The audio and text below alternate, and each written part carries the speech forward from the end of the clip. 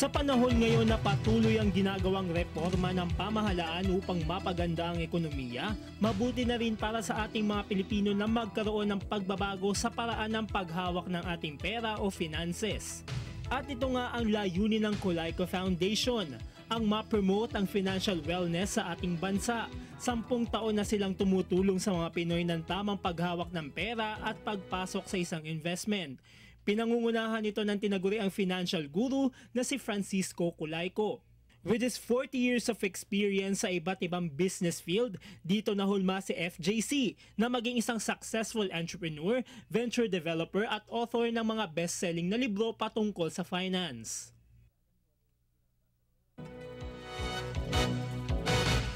Alright, napakaganda ng panahon at oras na itong pag-usapan natin ngayon. Ang mga topic na dapat malaman ng bawat mga Pilipino dahil kasama natin ngayon ang expert on finances, financial guru na ituturing natin si Sir Colayco. Sir, good evening and thank you very much for coming. Thank you. Thank you for inviting me. And it's a pleasure to be here with you. Sir, para sa kabatiran ng ating mga manunood, konting backgrounder lamang. Ang Colayco Foundation, anong ginagawa ito, ano usually ang focus ninyo? Well, we are on our 12th year. Gumpisa kami nito early 2000. Ang aming advocacy is very simple. Gusto namin i-share with every earning Filipino. Regardless kung malaki kinikita, basta't kumikita ka, kaya mong palaguin. Ordinaryo ka man o medyo may katayuan ka sa buhay. At obligasyon din natin magpayaman. Hindi option yan, obligasyon. Hindi rin masama siguro magpayaman basta sa tamang paraan. Sa tamang paraan. Kasi we cannot share what we don't have. So ang aming advocacy is to explain and share with our partners, mga kababayan, na it's following the right rules na madali magpalago ng pera.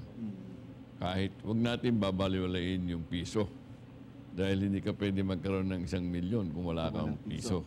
Nag-uumpisa sa piso. At yung sabihin na natin na 30 pesos araw-araw, tinatapon lang ng yung mga earning individuals, ordinary earning individuals.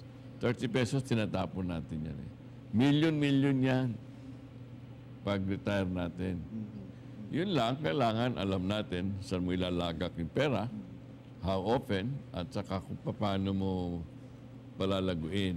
Kasi, alam mo yung pagpalago ng pera, pinasabi ko sa lahat. Para ka lang nagbibiyahe, Jess. Ha? Papunta ako dito, galing ako ng Fort. Pupunta ako dito sa Broadcast City. Alam ko, hindi na ako kailangan dumaan ng Batangas. Ang liwanag eh. Ganon din ang pera. Kailangan alam mo, magkano ang kailangan mo, kailan mo kailangan, at bakit.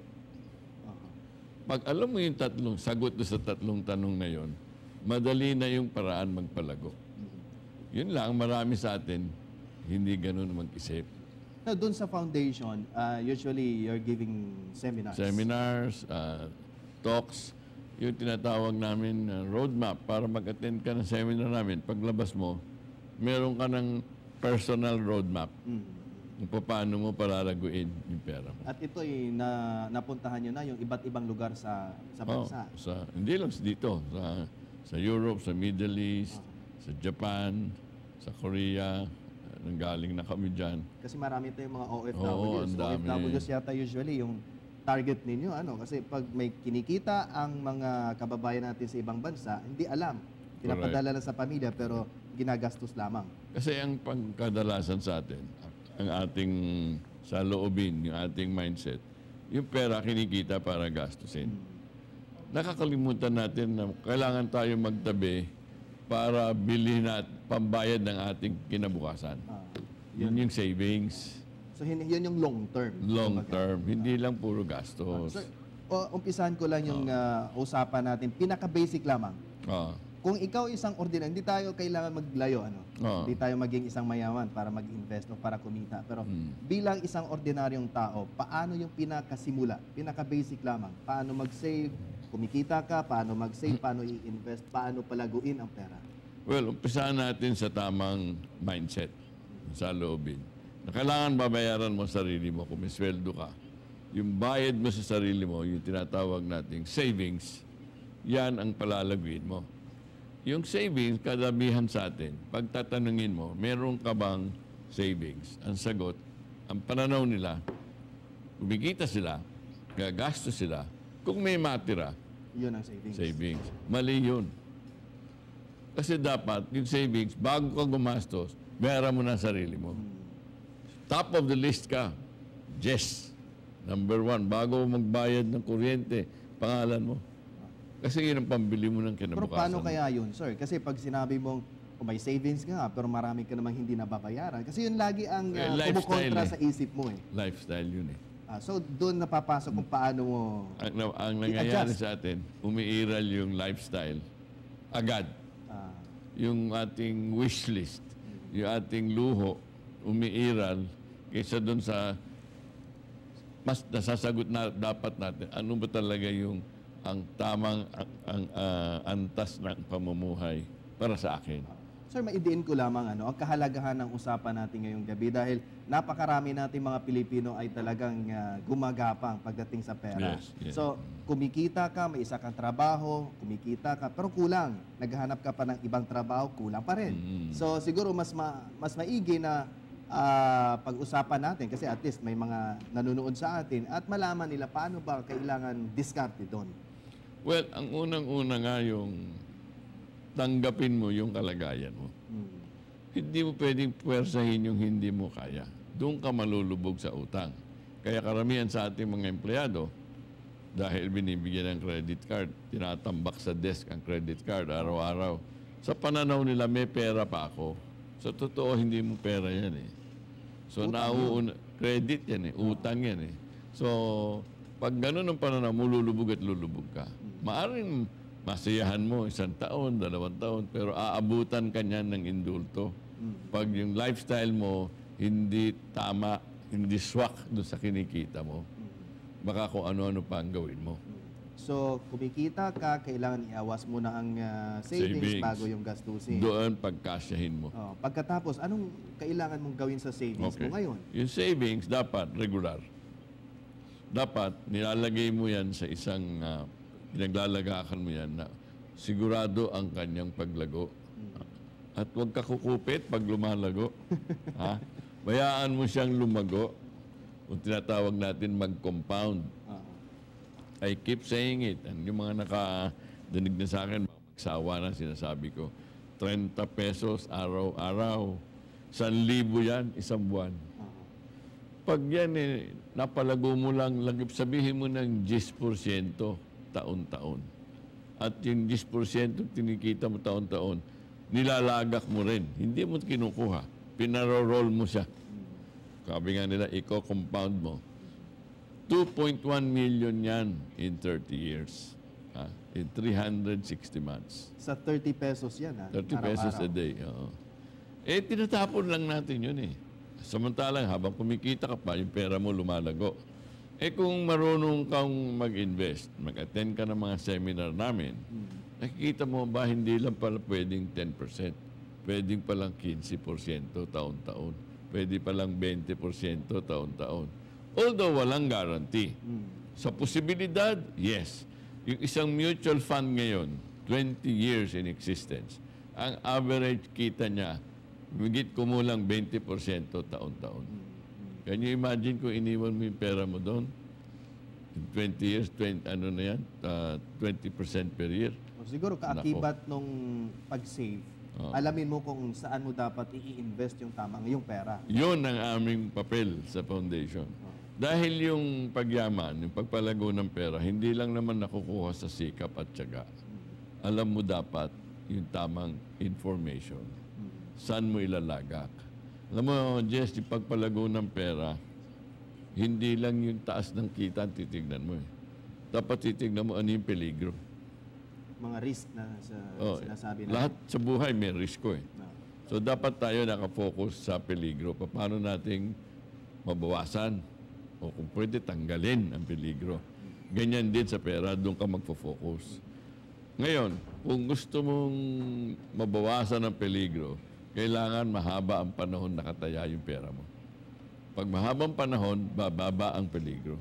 tataas ang kita.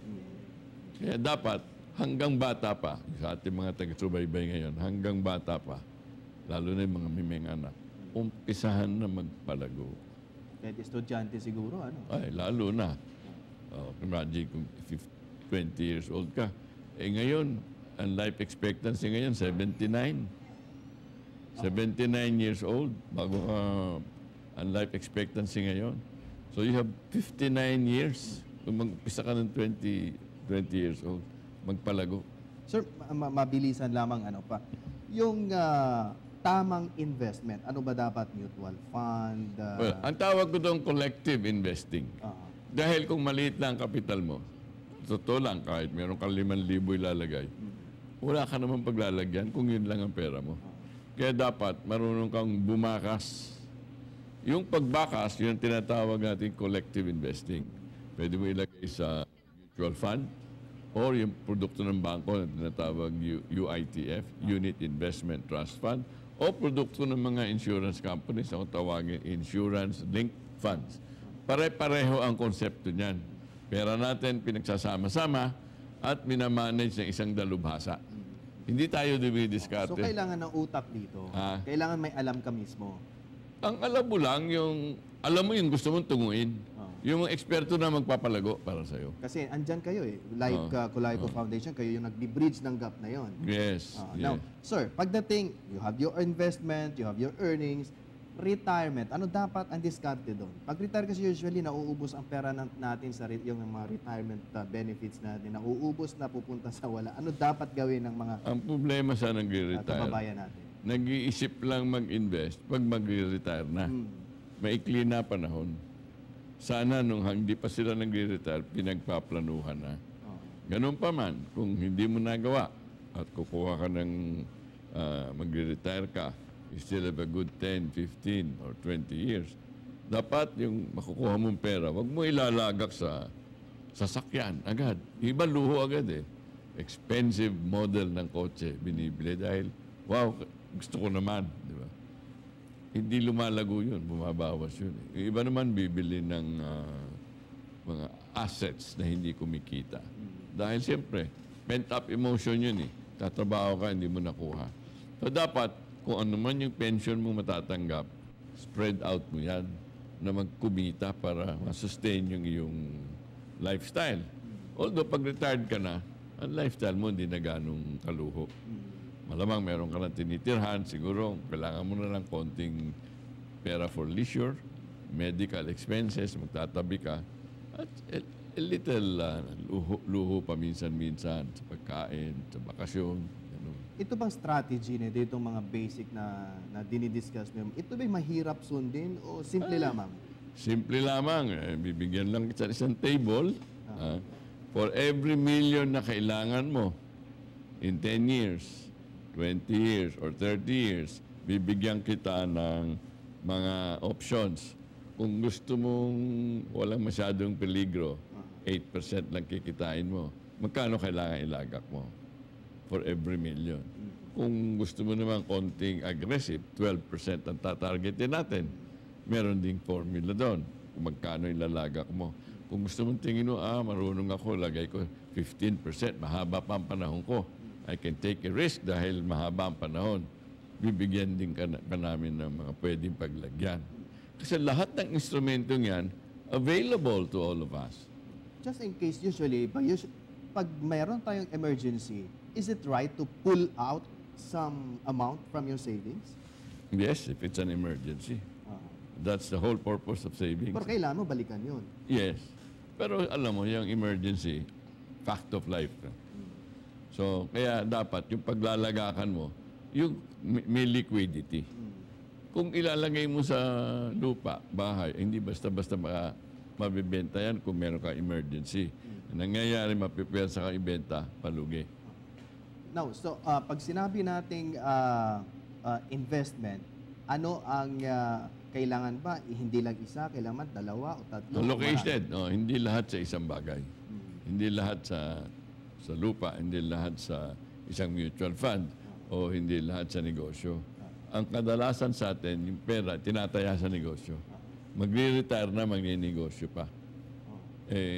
pag madapa ka, hindi na makarecover. Tama. Okay. Hindi na makabangon. So anong keyword dapat na matutunan ng ating mga kababayan pagdating sa financial independence, financial freedom? Okay. Time, ang ating pinakamalakas na kakampi. The most powerful ally is time. Second, regularity. Hindi ka pwedeng, bukas hindi ako magsasave. Ngayon magsasave ako. Saka na lang ako magdidisiplina. Kasi kailangan regular. Pangatlo, huwag mo tatanggalin yung kinikita mo. Let it compound. Okay. Kaya, ang aming programs, hindi namin sinasabing malaking pera kailangan ilagak mo. Because of that principle. Then of course, second, live within your means. Huwag sobra. Huwag sobra. Hindi na kaya, pinipilit pa. Okay. Now, sir, siguro bago kita pakawalan dito, mahalaga itong, kasi ito yung libro mo, ano? Dito mo dinidiscuss talaga yung mga kailangan dapat gawin pag pinalago mo yung pera. And I think, do you have some activities, upcoming activities? Meron kaming Piso Caravan sa Metro Manila. In fact, meron kami sa Davao, sa Cebu, sa Baguio. Metro Manila, October 18, dito sa Meralco compound, meron kami dyan. Available to all, open to all. 500 pesos lang yan, may libro ka na. Talagang halos libre pinamimigay yan. We just want to share yung tamang information sa general public. Yung gusto nilang magbago na ang buhay nila, wag naman puro luho, puro gastos. Alright, Magpalago naman tayo. Okay. Sir, pinakahuling mensahe po ninyo para sa ating kababayan. Himukin po natin paano tayo magkaroon ng malagong puhunan.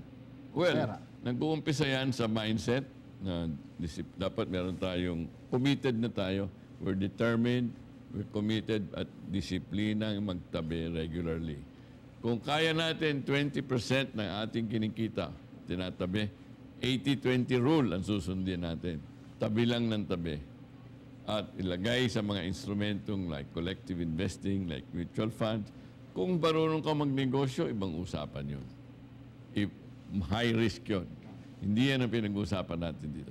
Pinag-uusapan natin yung pera mong lumalago habang nagtatrabaho ka o habang nagnenegosyo ka. Dalawa yung kabayo natin, dapat sakyan sa ating buhay. Sabay siya dapat tumatakbo. At huwag matakot siguro, ano? Wag. Never fear to lose. Alright. Sali yan. Maraming salamat, Sir Francisco Colayco. Para sa karagdagang kaalaman para sa tamang paghawak ng finances, pwedeng makilahok sa seminar na hatid ng Colayco Foundation na Peaceabilities Caravan. Pangungunahan siyempre ni Financial Guru Francisco Colayco ang seminar na magaganap sa October 18 sa Meralco Orange Fit Center sa Pasig City. Bukod sa Maynila, dadalhin din ang Peaceabilities Program sa ilang key cities ng Davao City, Cebu City at Baguio City. Meron kami telepono. Abangan mamaya, Senator Franklin Drilon iginit na patuloy ang gobyerno sa pagtutok sa iba't ibang isyong kinakaharap ng bansa. Yan ang iba pa sa pagbabalik ng News Team 30.